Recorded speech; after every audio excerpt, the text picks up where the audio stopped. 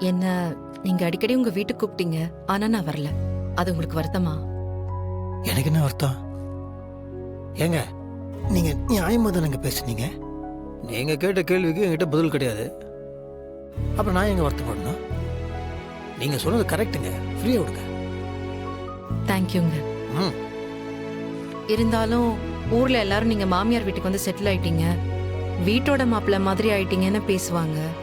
அதெல்லாம் ஏன் ஊர்ல இருக்கவனா கண்டதை பேசிட்டு போனா அவனுக்குலாம் பதில் சொல்லிட்டு முடியுமா? அவனா யாருங்க? அவனால எனக்கு என்ன பிரயோஜனம்? மருமகன்றது யாருங்க? இன்னொரு மகன் தானே. அப்ப அத்தைக்கு நானும் ஒரு மகன் தானே. நம்ம வீட்டுல எனக்கு இல்லாத உரிமையா?